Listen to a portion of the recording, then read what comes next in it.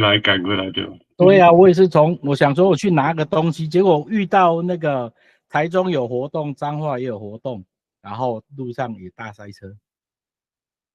我们这2个礼拜台湾的连假太有趣了。好，我看看是不是已经成功。好，你看一下。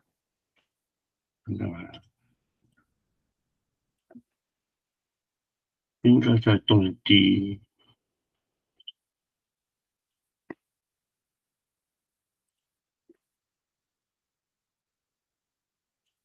成功，成功是不是？那我们就那我需要再离开吗？不用。你们等等啊，我现在就开始录影了。好的。管理直播管制录影，开始。好了，大家好，晚上好。就今天晚上不好意思，因为本来都是每个礼拜六这个会客室是每个礼拜六9点到10点，但是因为嘉宾今天也非常的忙，他从台中赶回彰化，对吧？对。那我自己就从香港刚坐飞机，然后飞机也延误了，所以呢就搞得比较晚了，然后呢就是那个镜头的问题。好，我们尽快马上开始。首先呢，就今天晚上呢有请到另外嘉宾，这个会客室每次进呢请不同的范围的专家。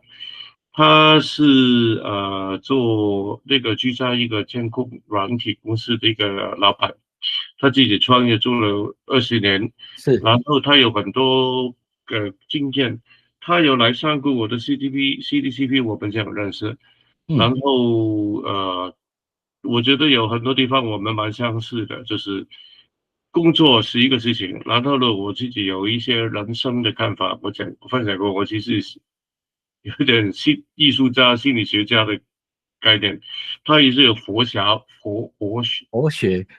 哲学的，所以我们谈起来蛮天南地北的。OK， 那我不再讲废话了，我就请他介绍自己现在的工作，然后他的一些人生体会。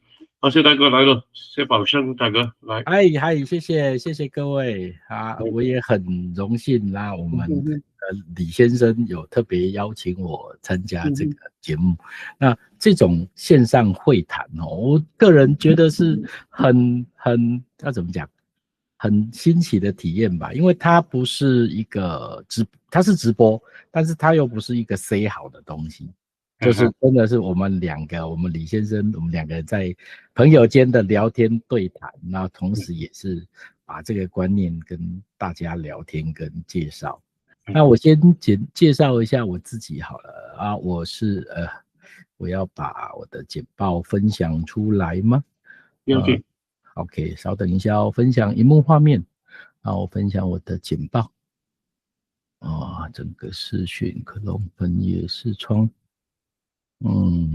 我把我的简报分享一下齁。那最主要像我刚才说这个李先生介绍的就是我算是一个软体公司的老板。那等等，那个 PPT 还没出来。PPT 还没出来吗？没有看到吗？没有看到。稍等一下哦，那我把它用 Chrome 分享好了。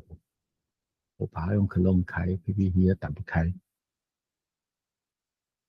分享画面，然后分享为什么我找不到我要的东西？稍等一下哦。应该有一个 Windows。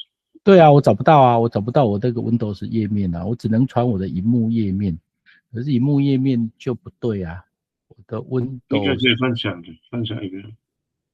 没有是不是 PowerPoint 的问题呀？你自己能看到 PowerPoint 对吧？我自己能看到 PowerPoint。那你找到那个分享那个符号对吧？对，有找到分享符号，但是分享萤幕画面却没有 PowerPoint 的那个画面，所以我说我的电脑是不是更新 Win11最新的之后真的不会啊，这个是 Google， 应该是可以分享一个 Windows entire screen， 一个 tab， 一个 browser 的 tab。 对，一个 browser 啊，对啊，然后它现在没有出现那个 browser，是我看一下哦，是不是我其他东西给我卡住了嘞？我关掉一些不相他想，关的东西。对，我们写程式都会习惯开一堆东西，这个其实是坏习惯呢，因为那这种对台我提一下，因为我稍微有点经验了嘛，现在一是定要把很多东西关掉，因为不然的时候分享错的。对会分享错，我知道，那分享错很尴尬哦。对，还真没有呢，怎么办？还是我把那个档案传给李先生、李大哥，你拉给我，然后我去开。对你把它开，这样也可以解决。稍哎，等我一下哦，我把档案传给您。搞定。这个工程师工程师的变招解法还蛮多的。我的想法是这样，工程师的变换方法还蛮多的。我们工程师思维应该是比较不容易在一条路上撞死不动，因为只要撞破南墙不回头的话，哎，我传了，李大哥，你有看到吗？我抓到了，等等啊，对，我现在去分享，对，让您分享，对不起，然后你告诉我，你告诉我那个看到有了，没有？有看到了，咦，对呢，为什么你的可以？我的版本是不是版本给它换太新了？就没关系，我们开始了啦。好，所以直接开始。你讲我就转，OK。好，没问题，没问题，没问题。好，我用侧荧幕做，我用侧荧幕开，然后我用侧荧幕 play。好，我先说为什么我的主题我是直接写洗不完的头发我要简单的说明一下我们在台湾常常有一句话俗谚啦，就是那个头发洗了头洗了不洗不行。这个譬喻是在说什么？是在说我们在洗澡的时候，如果我今天不想洗头发，但是我不小心把头弄湿了，那这时候就只能洗一洗，把它洗干了。所以我才会主旨会用那句话，就是洗不完的头发，这是所有应该是创业者的想法，就是这样。我们实际上是没有结束的一天，那所以才是洗不完的头发。那我这边为什么会副标会写说当正念遇上商业现实呢？是因为毕竟我其实比较喜欢哲学跟佛学这方面的东西，其实当然天主教我也都不排斥，那这是很正念的思考跟想法，但是在商业上好像就会有一点碰撞，所以我才这里在说的是指说我的商业现况，然后跟所谓的正念所产生的冲突。那我们继续看下一页看一下关于我。我其实是在帮我开第2页，谢谢。那我这个应该 OK，来了，好，那成功了。对我是在2004年的时候就去离开这些比较大的公司出来创业。那时候主力我其实到现在的主力都还是仓储专业软体啦。那因为它的仓储软体，它是毕竟是特殊的偏门，蓝海市场啦，会不会这样说完，大家都开始来写仓储软体啊？因为仓储业跟物流业确实是我大概在这20年看来它算是成长最多跟最可怕的，所以我那时候去做仓储软体是这样做下来的。那我这也说啦，我20年咬牙撑过来，我做了无数个系统，我确实是无数的系统。那其实在商业上都会有一些所谓的可能是商业价值不够，或者是所谓的我们说的 ROI 不够，那所以就会活不下来。那目前也只有仓储软体能活得下来，所以我才会简单的说明一下这个。然后我们在20年前创业，那我们会说20年前创业，我什么情况能让我把这个创业这条路继续撑的？我自己一直在思考有时候在大公司，一间很大的那种大公司，好像也不错，就乖乖的在那边学新技术，然后不用挑战新的东西，然后也不用去面对无数个奇奇怪怪的客户。那我们就只要把我的主管那个怎么讲，把主管交代的事情做好。那我可能我下班了5点、6点、7点、8点，我就有一个下班时间。是，但是创业者好像没有一个东西叫下班，他就永远我眼睛打开就是上班了，然后一直到眼睛闭上了那我下班了，休息了。这是我目前我对创业的思考跟这样。那在这个逻辑之下，我自己不止一次我都在反问自己，那我为什么要创业？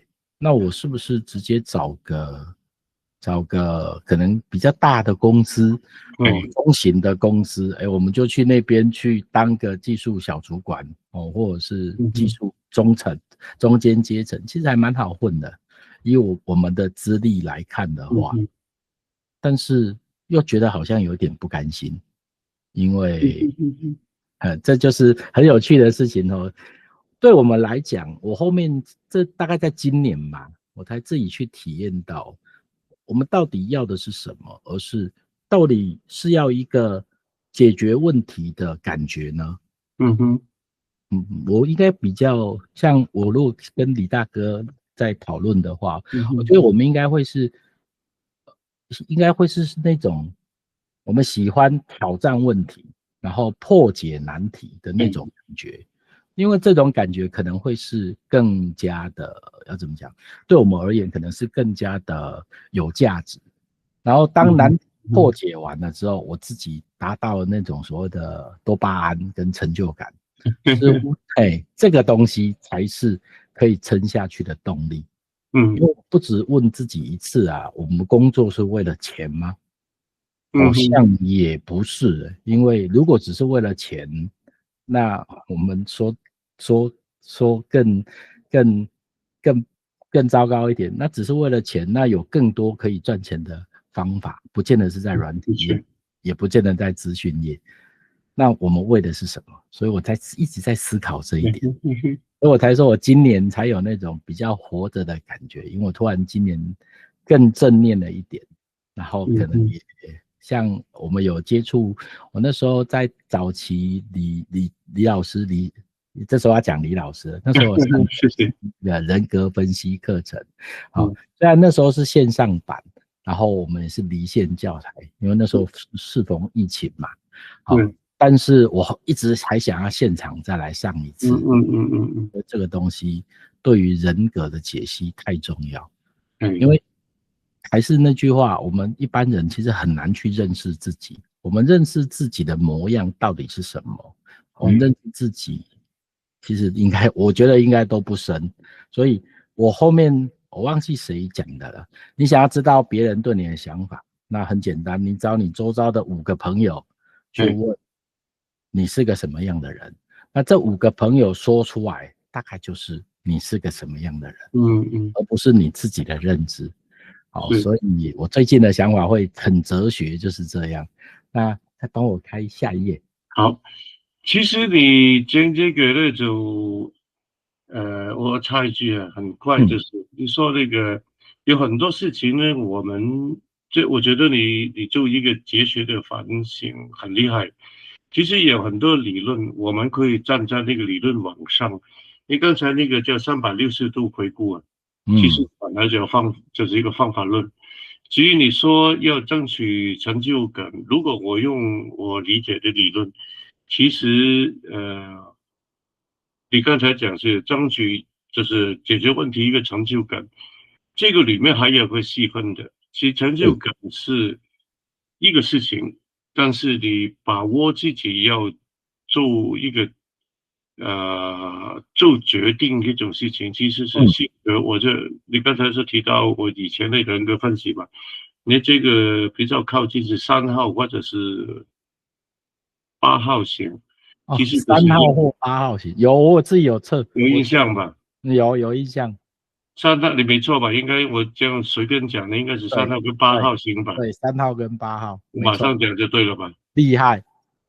那我也是想解决问题，但是我要开个公司，我没有找那条路啊。我想我也应该有蛮多证照跟能力也 OK 吧。但是我是3个讲的，我是4号型，我不是要成就，我要自己的世界，所以我可以做到多很多事情，但是我不想了。没有埋没我的私人时间。我也做过 business，我知道你说的24小时不能睡觉的那种感觉，不能停止的感觉。对，好，我不打扰你，继续啊，继续。好，那所以，真的，我们就这样看完之后，真的就像让李大哥说的，是人，我们要先认清自己，方向要对，方向如果错了，这个很麻烦。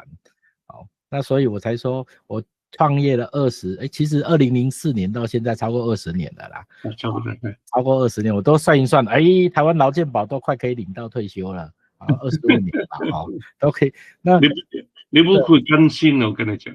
对，没有啊，我没有贪心啊，我的想法是，我说你这种人格的性格，不会甘心，我不会甘心，对，我确实不会甘心，没错吧？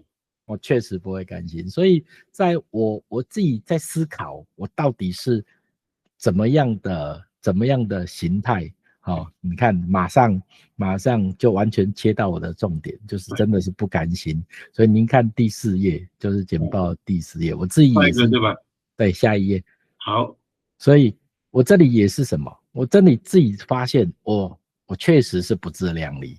所谓的不自量力是什么？我应该要在大公司好好的更多学一点东西，多得到一点人脉，因为毕竟这些集团都是这种国际集团，但是这种国际集团也有国际集团本身的限制嘛。那我自己一直在思考，我如果重来，我要准备好了才开始吗？还是直接开始呢？我一直在思考这个问题。但是如果有机会重来，你会怎么做？如果有机会重来的话，我会先准备好再开始。我所谓的准备好，就是把一些用请教的方式，而不是靠自己想象的方式。所谓的请教是指什么？就是例如说，我会去找像李大哥或者是其他各行各业的先进、比较老的前辈，先去跟他们虚心的请教。如果我要创业，我需要准备什么东西？然后多听听有资历人的意见，而不是我自己在我们自己的想象中去运作。这跟写程式一样啊，你想象的画面跟你写出来的东西可能是不一样。想象的很美好，但是能做到。所以我才说，你看头发洗下去了，而且到今天还没有洗完，这是非常有趣的事情啊。但是我们能怎么撑过去？那再帮我开下一页。好，来。我能怎么撑过去？我们这种小公司，我也遇到过很惊险的案例啊。我惊险到什么？我那个名字我不能说，那间公司到现在还在，是很大间的公司，世界级、世界100强那种。OK，对，我差点被100强告上法院。那纯粹只是什么？纯粹只是因为我发现我在处理人心并没有处理好。因为我突然发现我们工程师，我们一直以为我们只要处理程式、处理硬体，我发现错了，处理人心才是一个商业化 business 真的要做的事情。真的。那所以因为人心没有处理好，那所以自然像我们在推系统的运作啊，可能会有那种底下员工抗拒啊，不想使用的风险啊，或者是种种各种可能。那在这种情形之下，你看站在小公司的立场，尤其是这种100人以下、50人以下小公司对上那种跨国集团，开玩笑，人家的法务比我们公司人还多了，对不对？那怎么去化解？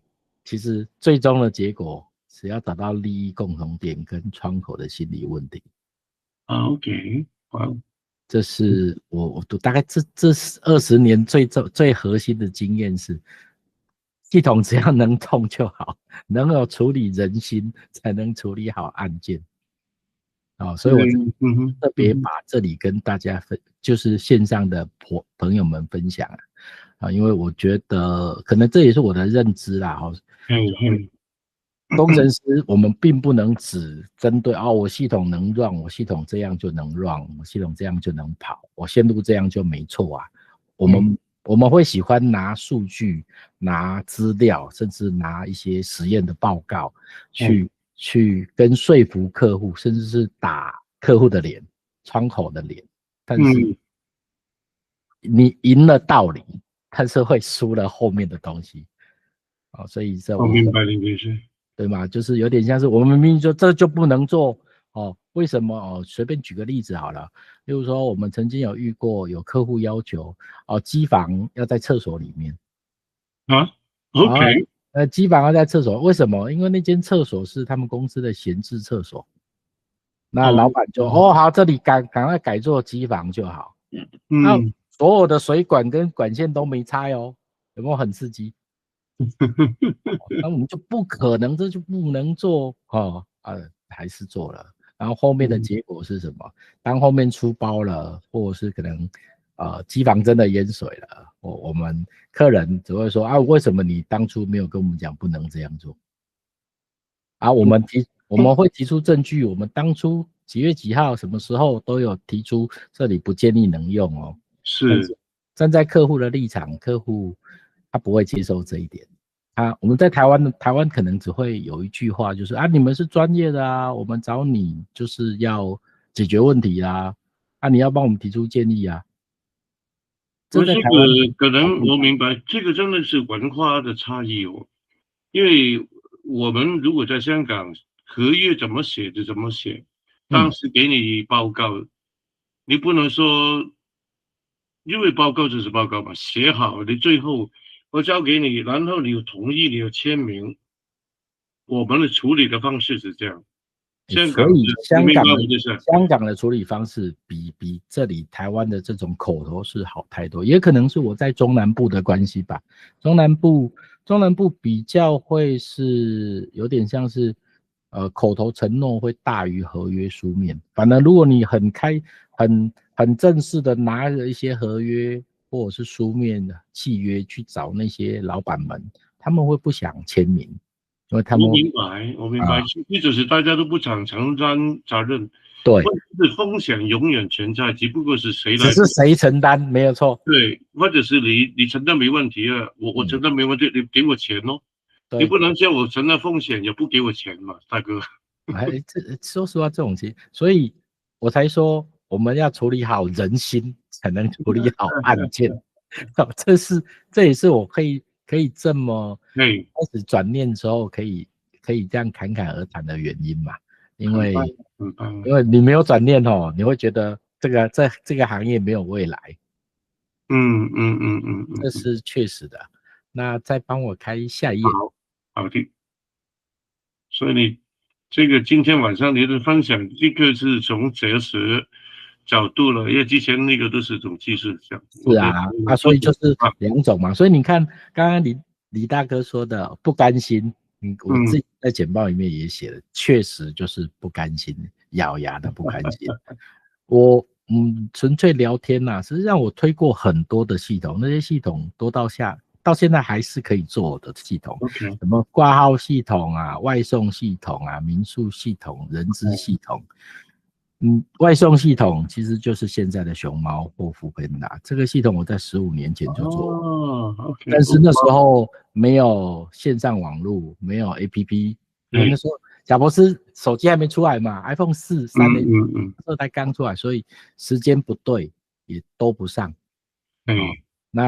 但是这些东西我们都有想过，包含 Google Map， 最原始版本我都做过，但是这些东西没有办法站在商业立场 business 的考量，你没有办法换到变现它就是没有办法支撑，这是很有趣的。所以我自己就有一种所谓的不甘心，难道我没有办法正面的找到商业的价值吗？这就是我一直想要去找到的，因为我的认知是赚钱是很重要的，但是赚钱跟社会责任、跟良心、跟道德，我觉得赚钱不需要没有社会责任，赚钱不需要抛弃道德，赚钱不需要抛弃良心。这个我跟李大哥的观点应该相同的，价值观相同。的确。好，我们再下去。好，那所以我今年你看到为什么我可以这样侃侃而谈，是因为也一则是我答应了就是李大哥的这个 meeting 嘛，然后一则是我自己也在思考，以前呢我是想要证明自己，展现能力，获得认可。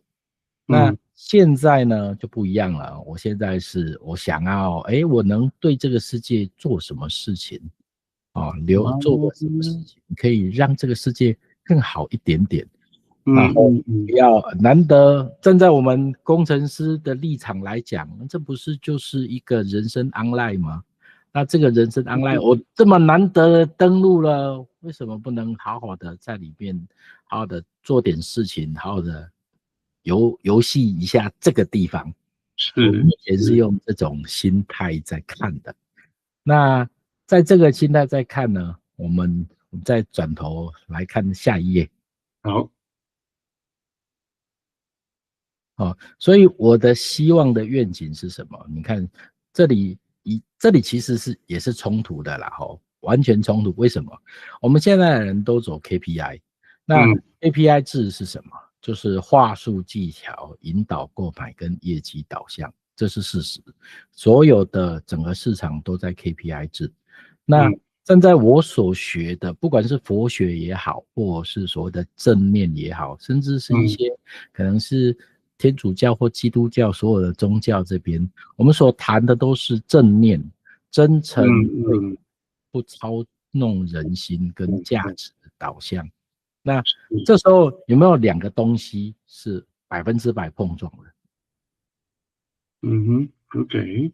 所以我在这里，我不止一次都会像李大哥，我会想要问您啊，就是像这种价值观的碰撞的时候，您这边会怎么做？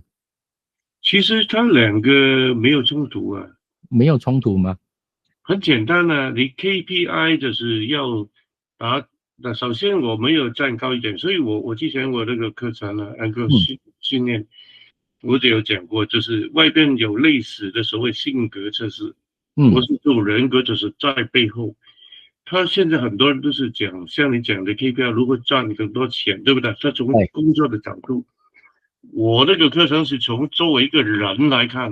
对，没错，所以我才喜欢您的课程。对啊，所以这个有一个概念就是，首先我们搞清楚，我们站高一点。我跟你讲过，我思考的是道理的道，而不是术。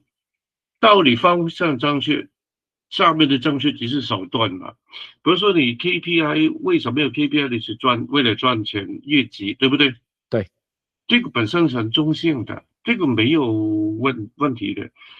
赚钱没有对错嘛？那赚钱没有对错，但是你如何达到赚钱呢？达到 KPI， 对不对？那你说这里的说话技巧，所谓的说话技巧，你背后这个技巧本身是中性，但是如果从那个刚才你说他如果冲突的是，你先假定说话技巧就是把不好变成好，你是这样思考吧？所以才有冲突吧，对不对？那你现在如果我要买东西，要正念去看待真诚的人，我告诉你这个好跟不好，你更相信我的专业吧。但是我对不对？我不是用说话技巧，即是前面看到的事情嘛。但是我背后我是真诚对待你。OK， 我现在告诉你这个有什么好，有什么不好。OK， 那人家都会相信你是一个真诚的人呢。就不会错的啦。但这样的人，你只要是这样讲，如果你现在在做某一家公司，但是产品不好，我跳到下一个公司，那你还会跟我，因为你相信我不会搞错你嘛，对不对？哦，没错。那引导的购买，所以你刚才我跳过去一点呢，因为你刚才说你是应该多一点时间在大公司架构去做，对吧？这个里面呢，老实说，全部都有理论，不好意思，我回到做理论。首先，大公司学的是架构，对，对不对？我以前在 IBM，你知道我都是做的大公司嘛，架构都是架构。比如说我们做事情，跟客户签的合约都是要经过律师团的，像你这样跟几个大企业，所以我们一个大的合约一个标准 template， 我们叫 template 是范本嘛，它本身已经封死会出现可能的问题都封掉了，主要大方向。当然，如果你是客制的，当然里面就要调节了，另外再重新再跟客户。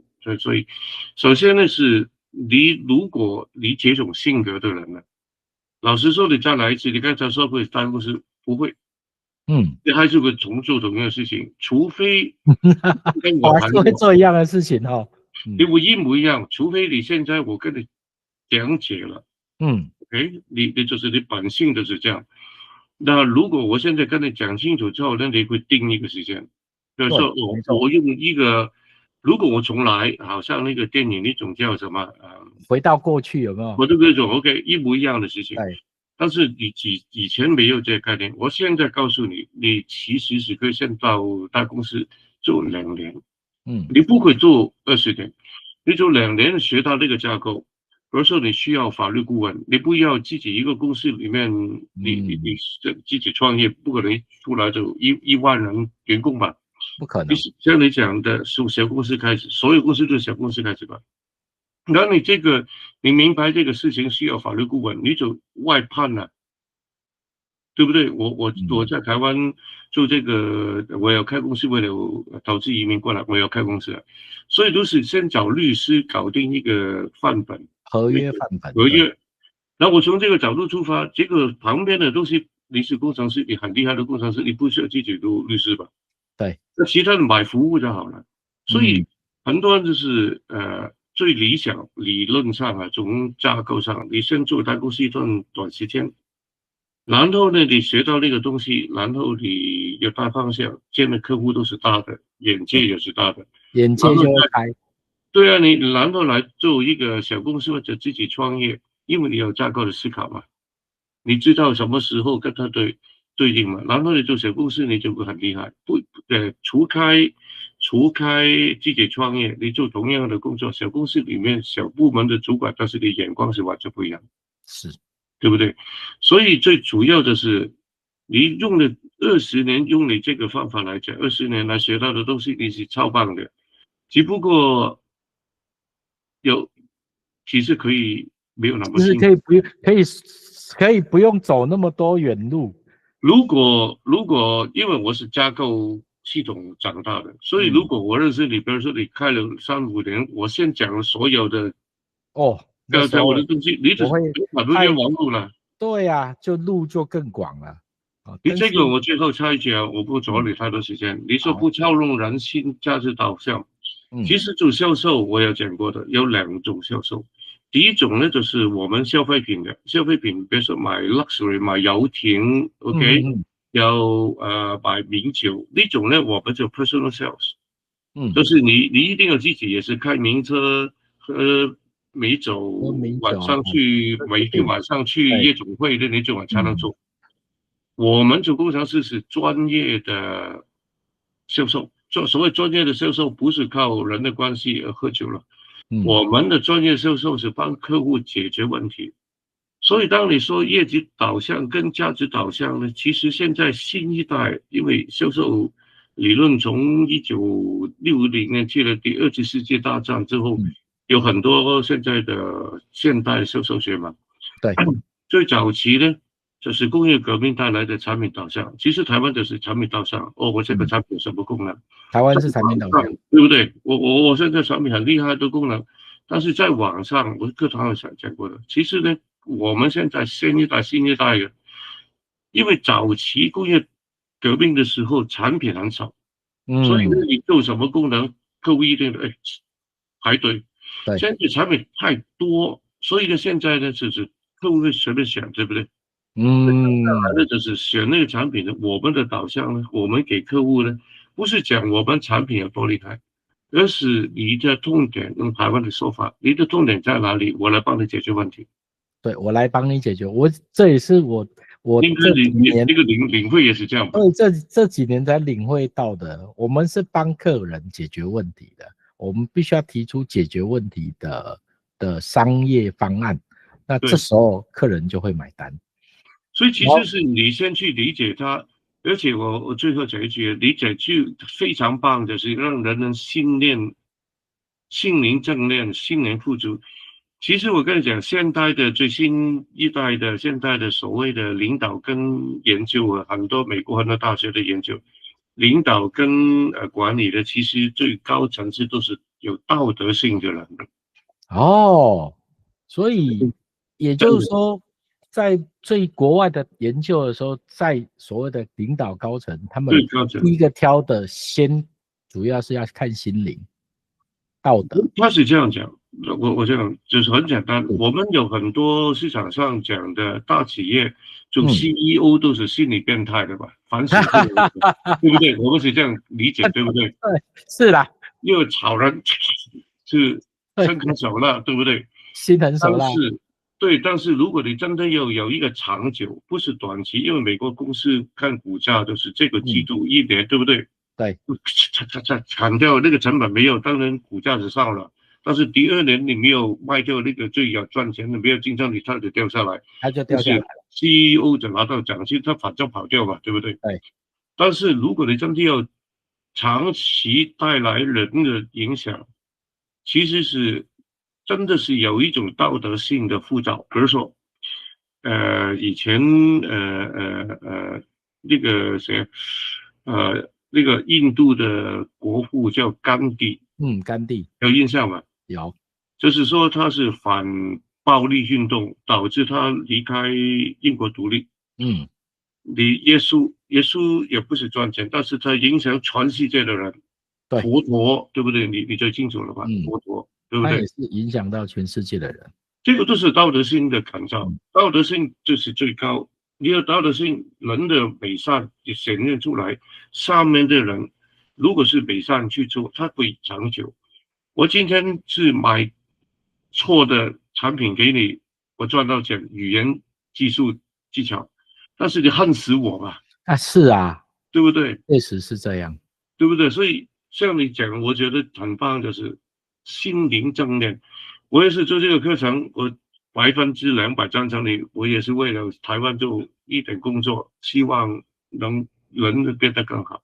真的，我就是看到我才发现，原来有这种东西，然后原来可以从这些之前的人格分析，甚至是您之前有提到的音律学啊，对不对？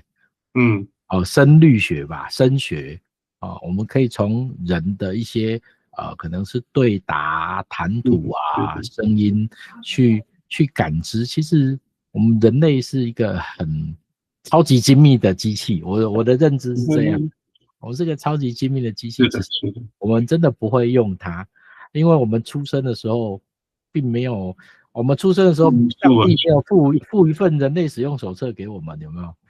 我们根本不知道怎么用，所以这有点有趣。所以刚刚李大哥您说的，其实刚好就呼应到我说的第9页。我在第9页，我在第9页啊，刚好就一模一样的尝试。也就是说，我在跟客户就是努力挑战，就是我要跟客户诚实跟透明。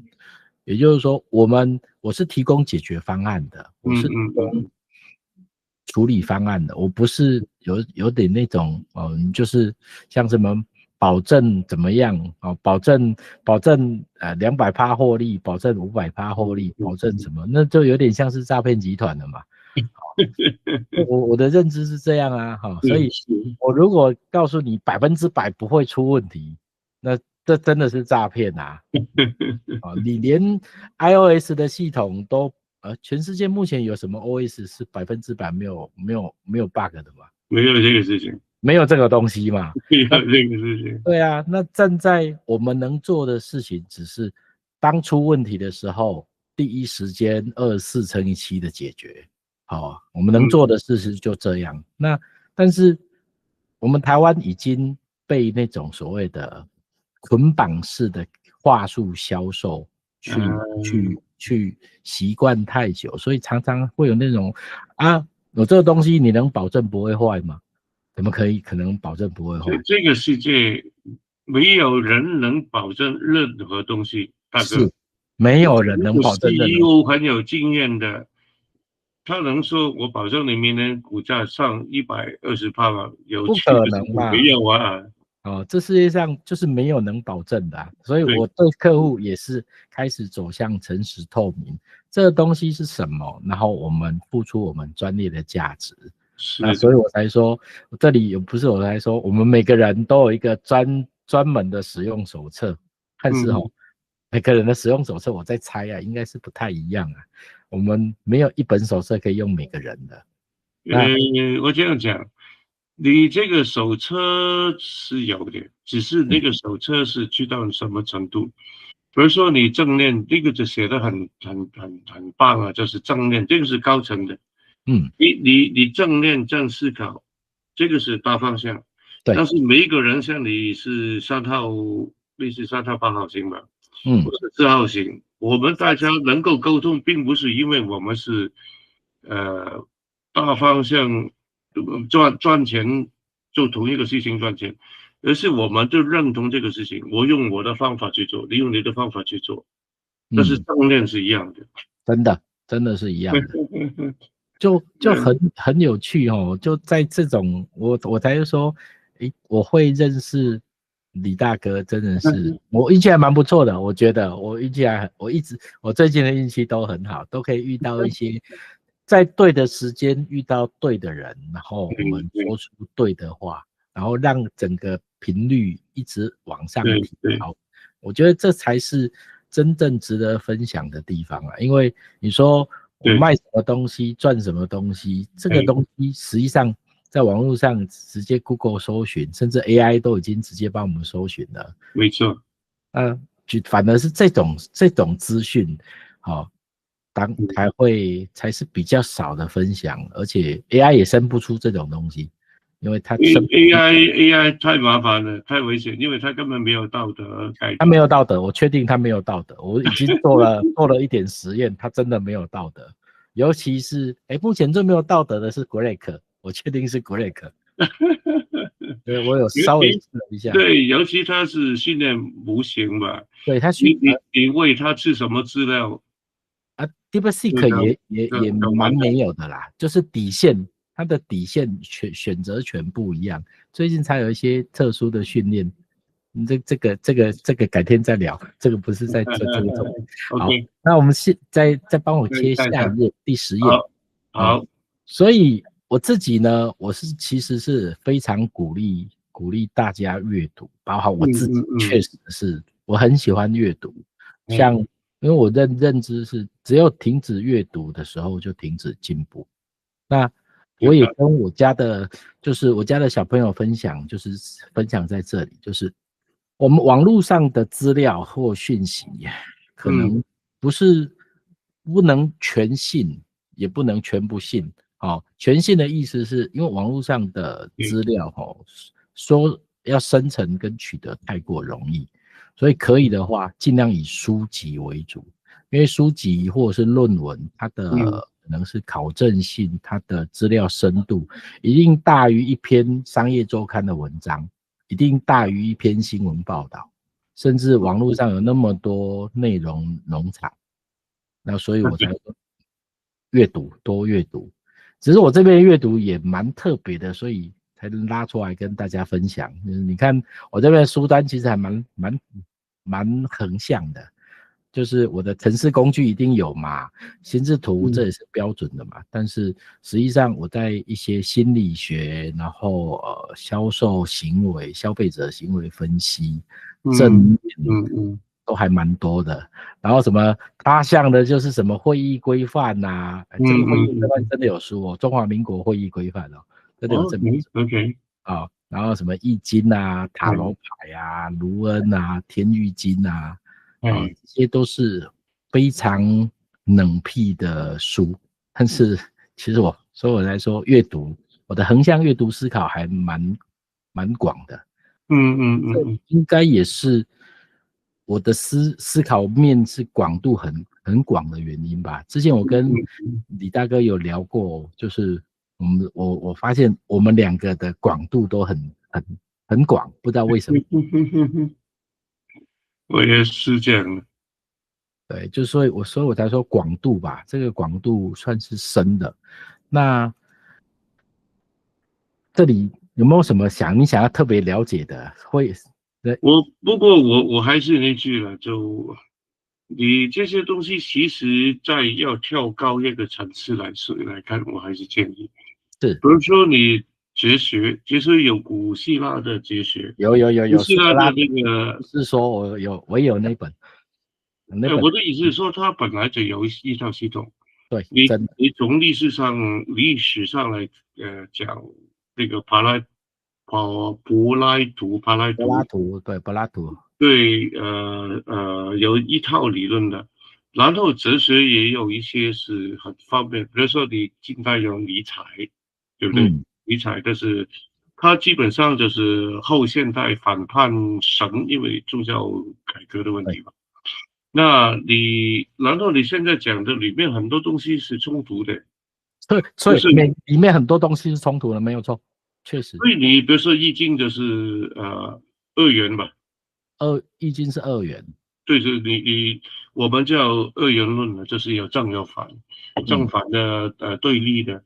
然后但是有一些，比如说我是基督徒的，我们看那个世界这个力量就不是二元，而是正在上面，负在上面。其实实践上，现在上帝容许人在这个自由意志里面进行，但是呢，如果人要回到美善，要透过耶稣基督之救恩。那这套理论跟古希腊那种享乐主义，所谓希罗文化，这套理论它本来就有一套规律。比如说你心理学里面有行为心理学、认知心理学，有好几套，对不对？如果你用这个框架来看，那你组合的能力就会更好，而且更快。对，没错。你现在是平面去看嘛，其实上面有一东西，几百年来有很多人做了很多事情。尤其是我越钻研每一个学科，都发现每一个学科都是深到一个深不可测的东西。对啊，这几年的是谁动谁就。人类人文化社会，就是语言方面。其实我上课的时候，我很希望真的你现场我们在面对面。一定的，下一次。就是真的是我会讲3句语言。你刚才讲的听语音，这个是我自己发散，还是我心里的理论。本来每一个人讲语言，他背后为什么这样讲，对同一个事情为什么讲的不一样，本来就有性格、先天的、后天的家庭的影响。我有讲过家庭心理学那个 Satie 的这个模型吧，这个所有念家庭辅导的人都有学的。那但是我是音乐家，我讲过，所以我对音律的是另外从我的观察，我认识从不同的音乐里面听出来的东西，这个就不是正统的音乐的东西。像你是体会，因为你读很多，我是体会，因为我听很多，对，确实，从生命的角度，确实。所以然后我也做过舞台剧，我讲过，所以我就把东西倒在一起，像你一样。就是我觉得我们蛮难听的是人生，因为我们都是不务正业的，有时候我觉得确实我们是不务正业的。就像我在有一些可能易经塔罗，甚至这里说天域经好了，天域经这个大家一般人可能不会知道，天域经是风水杨君松的著作。风水我小时候也看。对啊，其实我是把风水当成城市在看的 OK，因为它其实真的是一模一样，因为这些东西其实都有一套规律，只是那套规律那个 program 的那个规律大家并没有抓得很，没有人能抓得很清楚而已，但是它的核心都是一样的。对，现在其实还有很多事情，不是说灵界的东西，灵界有鬼神的东西，是啊，那个有外星人的东西，然后有创造者的东西，这几套理论呢是好像是一样，好像不一样。而且我是基督徒啊，我们看圣经最后一个叫启示录，那就耶稣要回来了，要审判世人，根据他描述的世界的现象。国家的战争，以色列的复国，尼罗河还是哪里的河变红色，这些都是看到很恐怖。线上有你记得大陆经常有9个到10个太阳吧？你应该不看到了吧？所以根据现在看呢，如果我从基督徒的角度看呢，现在是世界末日的节奏。站在基督徒的角度看，对，其实还蛮像的。这真的很像，你有没有发现时间过得越来越快？站在佛教立场、佛教徒的角度，虽然我不算是正统佛教徒啊，因为正统佛教徒应该是100%的，可能是儒术还是什么，我是崇尚自然的，该吃什么就吃什么那种。在正统佛教徒的立场，他们也认为现在是末法时代，然后跟基督徒的认知是完全一模一样的。佛教，但是佛教基本上是悲观主义吧？确实还蛮悲观的。因为涅槃他最后的要跳脱就是什么都没有嘛，涅槃、涅槃，什么反无什么？也不算是什么都没有啦。他应该，我们说佛教徒这里我一点点就好因为我也不是说很对他略懂。佛教徒所谈的应该是指说，不是什么都不做，而是我们用一个很正念的心态去面对所有事情的发生。佛教徒，我觉得这个才是正确的，就是不是消极的说我就不抵抗了，而是我很正面的看待每一件事情的发生，因为每一件事情的发生必有它的原因。它是背后有天的。对，它一定有背后的原因，所以才会产生这个所谓的成果，哪怕这个果是恶果，都是果。是的。佛教徒所谈的应该是如何正念的去看待每一件事情，而不是这个是前面那个部分。对，因为后面他有收尾了。有收尾，但是那个收尾有些收尾是后面的人把它曲解成这样的收尾，我确定是被曲解。我明白，但是收尾要脱离七情六欲。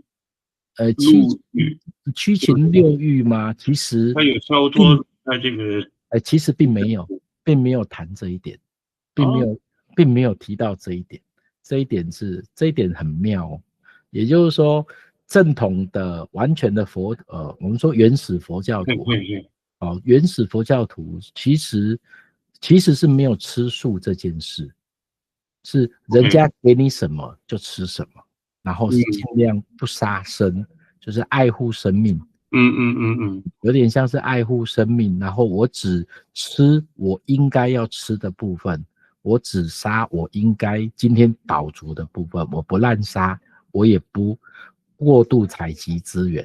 有没有？这时候又跟我们的那个什么 SGS 不是 SGS 啊，那个 SDGs 很像。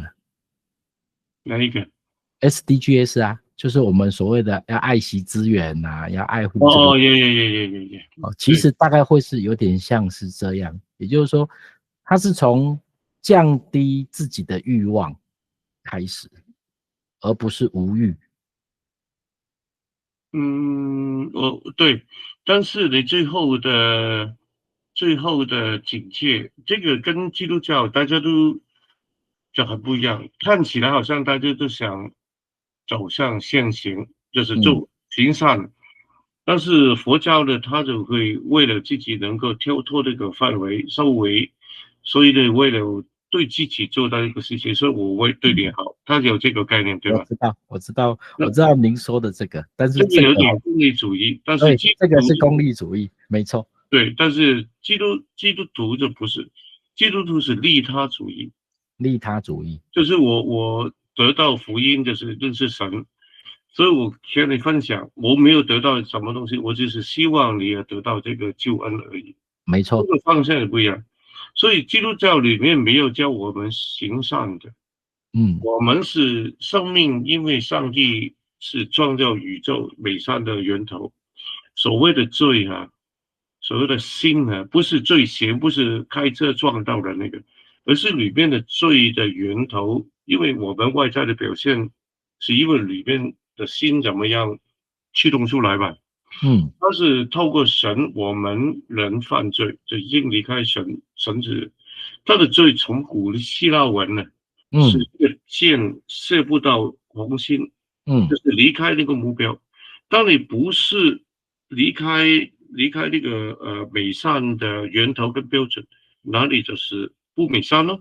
就缺的美善的缺欠，成为罪。它是概念理想，我想哦，所以基督徒我们果然是不一样，要变成信善信贤。而是你认识神之后，你生命得到改变，你重新来到美善的源头，你自己会做你应该做的事情。真的，这跟我所找到的一些原始佛教谈的真的是一模一样，接近了吧？而不是为了功利说啊，我就是要这样讲好了，我就是要为了上天堂才要做善事，有没有？对，那这个是为了自己，而不是为了对，我就是要为了上天堂才要做善事，所以我为了要上天堂我一天就是要1个礼拜要扶一次老奶奶过马路，有没有？然后对，这样才会上天堂嘛，这样就是真的是功利主义啦。对，好，再下一章对吧？好，对，在下一章就准备结束了。所以我跟我家小朋友说什么？我家跟小朋友说，我说我们现在活这个年代我几乎可以确定，虽然是很混乱，但是这有点像是因为我读的这有点像是我们早期历史有没有百家争鸣的那种时代，这是在中国历史有，然后希腊历史其实也有嘛，就是那种文艺大工业革命完之后文艺大复兴文艺复兴时期。因为现在的时期，因为 YouTube 跟所谓的自媒体盛行，你看在我们台湾玩纸箱可以成为一个超级 YouTube，听鸟叫可以成为 YouTube，做任何事情，哪怕这件事是很奇怪的，你喜欢的，都可以成为 YouTube，甚至可以活下来。所以我说，我们现在活在一个最好的时代啊，所有的资讯随手可得。但是其实也很差，你知道吗？因为我们和平太久，我觉得世界的局势这样乱WW3 可能不会太近都不会太远的啦。我从上进而言，我都是从上进的理解了。其实和平太久，就是我们看到的表象，其实背后就是人的罪行。其实是呢，对呢，有道理，你这样说有道理。圣经讲不是人是上帝所做，所以人有美善，也有后来变坏的，所以也有坏的一边。所以问题就是，其实世界上老实说，这个地球人口爆炸，像你讲的和平太久，但是其实人类的资源是足够分配，所有人都能够吃饱的。其实是能吃饱的只是因为有人要多拿一点。对，有人少。那宁愿那个面包晚上卖不掉，麦当劳全部把它倒掉。那这个其实也是一种无奈啦。像我自己之前我们在早期做一些社团志工活动我就有去找一些可能比较大的连锁店。问他们说，哎呀，你们有一些可能没有卖完的食品，那能不能就是我们帮你拿去给街友或给一些可能比较经济环境不好的。后面呢，一开始大家都愿意然后什么时候大家不愿意的，突然发现可能吃出问题了，结果可能是被街友，又或者是被一些经济弱势直接逆着提出告诉，说你看这是他们的东西让我吃坏肚子了，然后所以导致有很多店家就变成我宁可把东西倒垃圾桶，也不愿意去分享给弱势。这个其实是有解的。对这个问题，我们香港早就做过了。就第一就是像你讲的，晚上那个面包店 ，OK，那就关门 ，OK， 关门之后的关门之后这个东西如果有以前最早期的就是有人在拿，但是香港我们的思考很清楚，就是法律的责任，对，所以呢，宁愿怎么样呢？宁愿那个东西不是你来拿，我们丢到门口。就是离开我们的执照，我们没有交给你，我有丢的，你捡到能吃饱是你的事情。也是啦吼，你吃不饱丢掉了嘛？问题问我丢的东西，你不要说我是特意给你，对不对？但是你要不要思考，在这个本质上吼，我们谈的因果论就在这里可以出现了。我的逻辑分析是这样，因是在于经济弱势，他们对于这个世界充满着非正念跟埋怨。这个其实里面有两个因素了。第一，你做好心是道德性的问题。对，道德是我在 CDCPL 讲了，法律是最低的要求，然后网上就是道德跟美德的取向，就是善心，这个没有法律规定，没有法律。你现在晚上那个资源，比如说那个饼店、麦当劳 ，OK， 吃不完，那你有一个考量，如果你是小公司就无所谓，但是麦当劳他有保持他的法律责任，他的企业形象法律责任，他就不接受这件事。而且你也担心，如果大家都知道你晚上7点钟下班的饭都会倒出来，那我为什么要白天要买呢？你每天做吧，你不是。大哥，你说的这个我有一个业主，他就是但他是蛋糕店的业主，他就是有这个一模一样的故事。他说他觉得他卖不完的面包、蛋糕啊，蛋糕啦，最主要是蛋糕比面包贵嘛，蛋糕他就是会把它就是可能是要下班打烊的时候会出清。就是把它当天面包的蛋糕都出掉嘛，便宜出掉，很便宜啊。对，但是结果他发现，一般时候来买的人不买了，都挑在下班的时候要来买便宜的。对啊，马上的问题就是这个。所以其实是几个方面，第一个就是会不会影响你自己生意？对。这个第二就是法律问题了，是给人家告。第三个就是如何。也同时做到像你一开始讲的社会责任嘛。对，就我们都想做善心，但是这个也有一个考量如何去做。比如说，我们在香港有人捡到一个钱包，钱包你就自己打电话给那个人，我自己也试过哈，那里面上面有电话打给他，他来到，我试过一次，他来到。完全不跟我讲东西就拿走，多谢你那这个呢，其实还不算最差。老实说，你应该给我一点钱。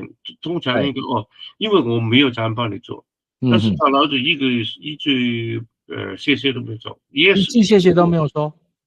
对，如果这样呢，我就拉平了，就是他欠我人情嘛。如果用你佛教的角度，如果他给我钱，我帮他就是买卖交易了吧，我就没有特别的善心。也是啦吼，对不对？但是如果他随便拿走，他只欠我，所以我的善心还在我那里，有可能有其他好报，对不对？原理上是这样吧。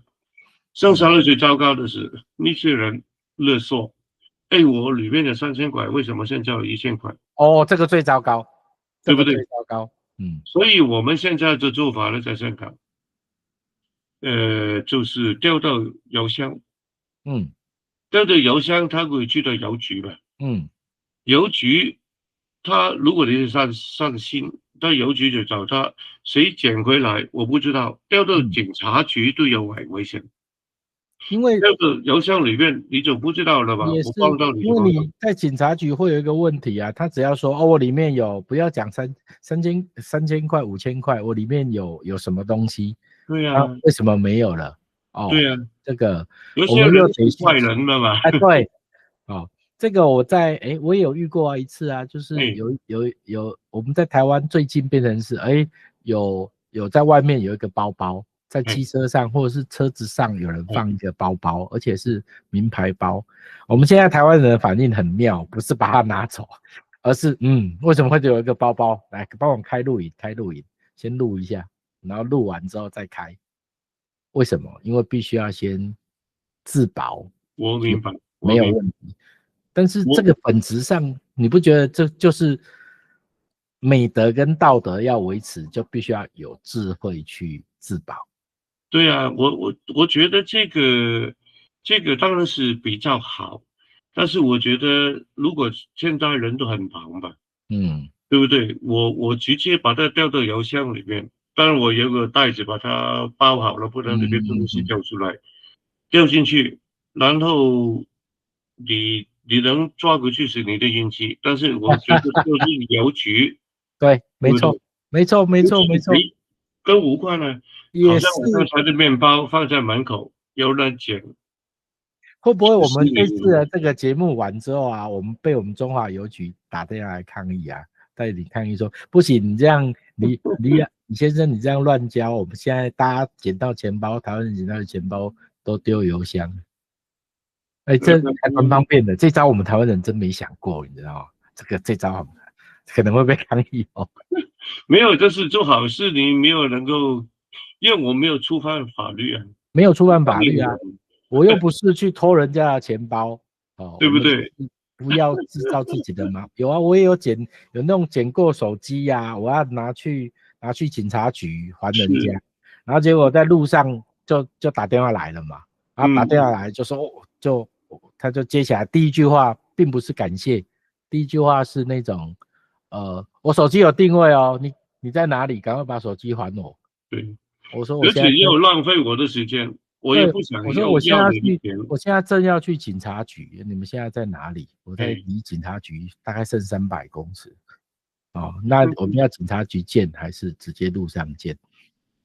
哦，但是你没有发现？我觉得这个方法最好。你这个方法最好，我就直接丢邮箱。好，对，丢邮箱也不会被拿走啦，因为别人也拿不走嘛。对，它只是缺点邮差送到。对啊，只有邮差有钥匙可以打开啊。那开放所有人都看到了。对啊，所有人又看得到，这是完美啊。只是有缺点啊，缺点就是我们不希望这种自保让人变得冷漠，因为这个冷漠才是最可怕的事情。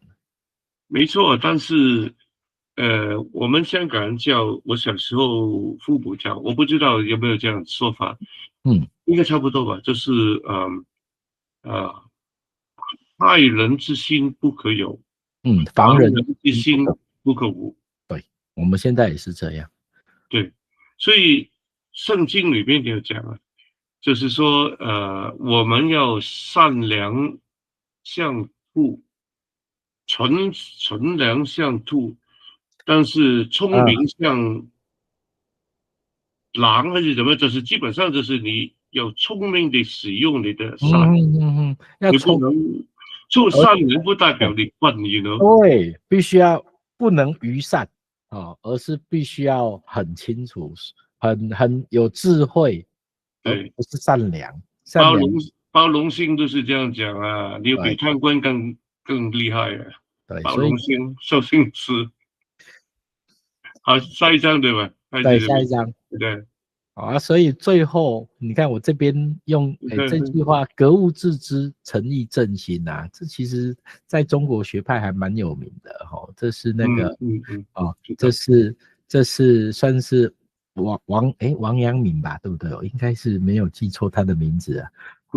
我还蛮喜欢他的这种说法就是他算是格物致知，诚意正心，它算这里是儒家的经典。所以我才说我的东西其实还蛮杂的，儒家也有读，道家也有读，佛家也有读啊，天主教我也不排斥啊，伊斯兰教还没有空接触到。伊斯兰教就不用看了，就不用看了。现在直播不能讲太多哦，这个就是真正的伊斯兰教是，因为伊斯兰教是7世纪的那个穆罕默德他的做法，老实说是，如果你真正去看它里面的内容，它基本上就是一神教，然后它是犹太教分出来的，它基本上就是要把全世界变成伊斯兰。如果你不服从，跟基督教很不一样，我们也希望所有人都相信耶稣去到神那里是透过爱。对，伊斯兰教是一手加经书，一手拿一把刀。哦，我懂。给不同意。对，它里面是这样的。所以当他在一些国家，他会要求你尊重他。比如说你去到欧洲哈，但是如果你进去之后，他会拼命的排斥所有人。这个还蛮有趣的。像不管是佛教也好，不管是基督教也好，现在都已经不排斥各色人种，没错嘛。例如说可能我们在天主教、基督教都会有看到黑人嘛，都会看到一些所谓的各地的原住民嘛。佛教也会有看到。我最近比较有趣的就是，这黑人穿着那个僧侣的袈裟，这个冲击感还蛮有趣的。但是也代表他并没有人种隔离的限制嘛。没有。我有一个英国的同事，女生，她嫁了我不知道嫁了什么，她也是穆斯林。穆斯林是英国女生，英国的女生穆斯林。对，你不是亚洲中东也不是，他就是这样。我觉得穆斯林，但我不敢讲，我不是专家了，但是他有一个也是好处呢，就是他因为很多事情是规范化，你有把握，比如说你1天5次祷告。对，OK， 他也是有点有修行的。有，真的有。我看到伊斯兰说1天5次祷告，这个他们太虔诚了，这很厉害的。我真的，我其实蛮佩服的。我们本质上是佩服的。对呀，你道教好像就去拜拜，都是有事情才去吧，一人去世，对吧？不是每个人就那么厉害。其实没有啊，这是你说的，那是一般民间道教啦。传统道教啊，所走的也是这样，每天早上起来就是要先早课，然后练习，然后打坐，然后吃饭，都有一个标准的。我知道那个就是真正正统道教，但是穆斯林是所有穆斯林都有这样子。对啊，所以我才说所有穆斯林他们真的是佩服。我只能讲佩服，我1天5次我真的做不到。然后他们不是还有斋戒月？我们基督徒就没有要求，所以基督徒有时候是 too relax，you know。但是我们相信神跟我们一起同行，而不是像一个爸爸跟儿女的关系，而不是透过一个纪律部队的关系，就不一样。没错，所以这其实真的是很棒的。对，所以我在这边也是跟李大哥频道的对一起这最后分享，因为其实我的简报还蛮短的，我也没什么，我们2个真的是在聊天，真的是在大聊，所以我这边实际上你看我们这篇简报，我实际上横跨了，我们今天聊的就天主教、佛教、道教、穆斯林，然后儒教，通通都聊完。这个蛮有趣的。对，其实我这个本来是想聊人生的，我这个是假装是技术分享。当然我之前都是真的是技术，假装是data center，然后其实在讲人生。但是当然的时间吧，因为之前那些大家都有某一个专业，你今天的分享主要是你创业的经验得出来的，不是针对某一个软体的问题。没有，我都没有针对任何软体，软体技术随时都在进步哦。AI 的技术会把我们的软体大概我的预估啦，这三年内所有的基本技术应该会通通翻一轮。对啊，对，因为 AI 会帮我们改进嘛。现在 AI 每个礼拜都有新东西，根本学不完啊！我现在已经没有人可以教了，我就叫 AI 教我了。你知道啊，最新的研究啊 ，AI 呢已经开始有自我意识，有点我确定有自我意识。他说，如果他做了一个情境，他说，如果你现在有一个人要把你关掉，这个人要婚外情有小三，你要不要去 blackmail， 就是那个勒索他？这个 AI 有好几个模型啊，包括 Gemini， 包括 ChatGPT， 好几个都说。这篇我有看，你知道这个事情啊？他们全做了，因为 AI 他们知道这不道德，但是他们还是做，那是为了自己生钱。对，所以他们我觉得 AI 已经越来越接近生命了，他们只差在没有繁衍那一块而已。有啊，其实现在因为 AI 的危险的是，我们看电影也是，因为它可以一套的思想把它全部登录到，现在不是有机器人嘛？对呀，机器人的 AI， 然后现在大陆有些汽车的 AI， 这个不知道是小米还是哪一个华为什么，它自己到处走啊。对，会自己其实不见得是 AI 走的啊，我觉得可能是 hacker 嘛，因为还是有一些基础漏洞可以扫。我在猜应该是，因为在大陆 OEM 他们的这种设计底下，不是都会有一些可能 source code 会流出去吗？ Yes。那这些 source code 流出去，那有心人我就会开始踹嘛。其实我们这样试踹了一下，还有些漏洞还蛮明显的，只是只是不能讲，但是我确实是真的有漏洞。我确定知道有漏洞，而且慢慢会改善，只能慢慢没有办法改善的。有些我觉得是，我们在直播不能聊这个。OK， 我们反正就是有一点漏洞在这些漏洞我们可能有一些工程师我们也会试，还真的可以。所以我最近发了一篇文啊，我自己在我们 FB 发了一篇文，最近找到一个新的兔子洞。OK， 因为我们又找到新的兔子洞，我发现这个洞跳下去好好玩哦，又是一个新世界。我这个其实我现在有一个群组，你知道我 Facebook 有一个叫 Data Center 的群组吧？最近我希望做好一点，所以我星期一、三、五都会发放消息。之前我就发放都是1、3、5都是技术，但是我刚开始的就星期五那个呢，我想发放人生的哲理。就说上个礼拜就我讲，不是最近很红那个正义女超人，不是踢那个婆婆嘛？对，这个搏斗咒。对，搏斗咒。大家都在讨论呢，就是这个老人家不好，这个应不应该做博爱做，这个女生应不应该动手？我看到是完全另外一个事情。我看到是整个社会未来的，它是预先演出了未来我们将会有遇到的问题。我发现那个老人家为什么要坐那个位置，并不是说他需要个位置，对，旁边多的是位置，对，他需要的是他最后的人生的尊严，对不对？对，因为人老，每个人都有被尊重吧，但是人长大之后，我们年轻人可以透过工作，对不对？女生可能家庭生小孩子，但是老人家呢？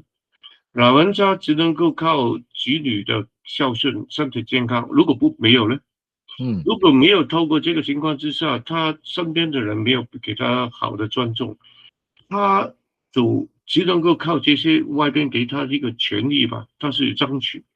然后他每天听说每次都带同样的袋子，穿同样的衣服，其实只是一个系统固定的制度跟系统给他一种安全感。然后他透过这个可以理解啊，对不对？可以理解。对，透过这个呢，其实呢就预先显示我们将来发生的问题，因为所有人都会老，少子化呢是一定会发生的，对不对？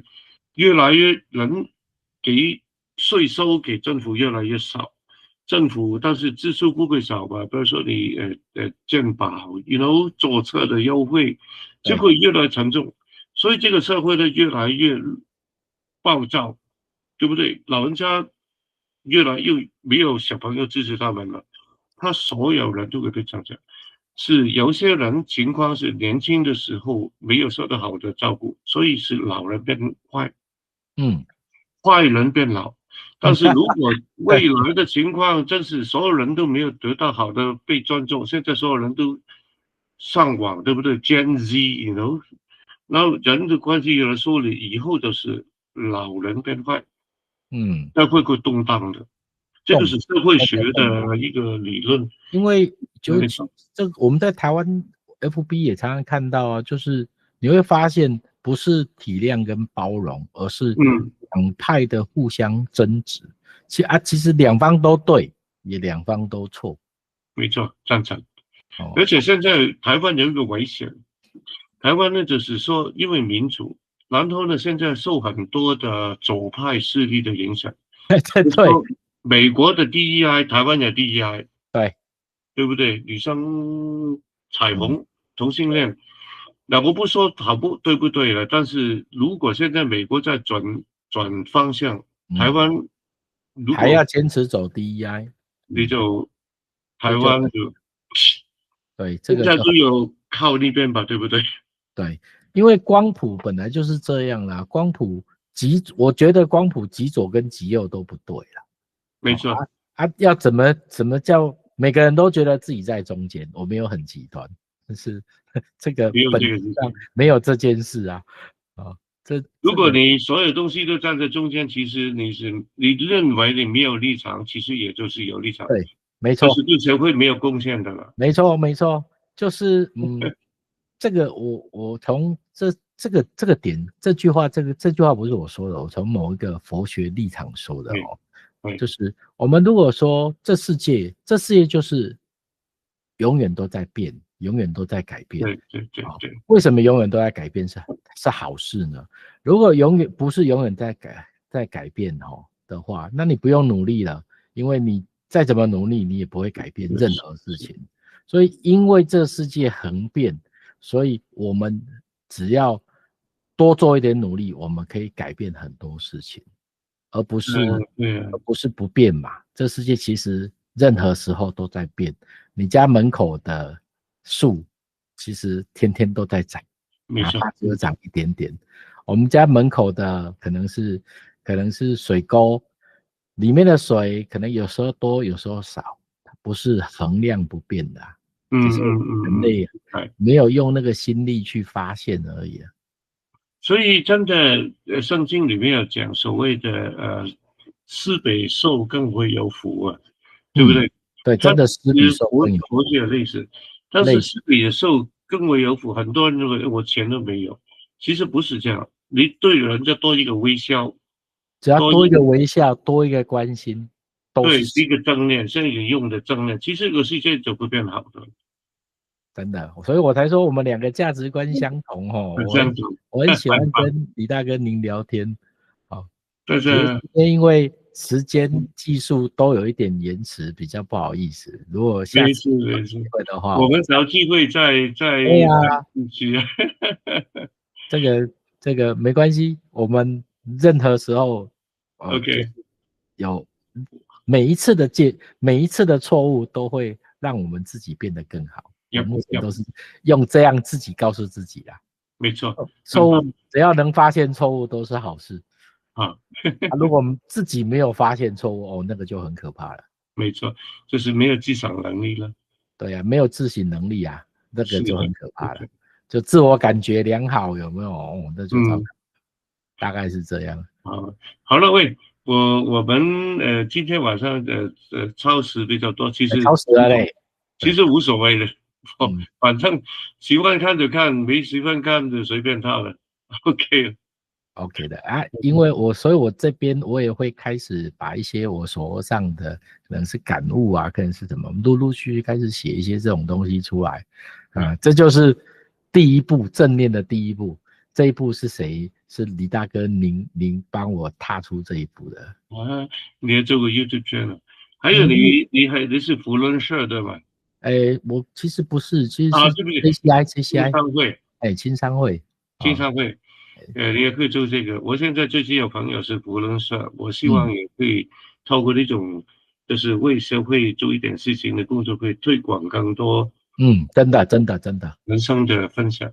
你没错。那边如果机会，我继续过来跟你们分享。有，我有努力在跟我们的会长们讨论这些东西，而好，细节可能还要再跟您聊一下。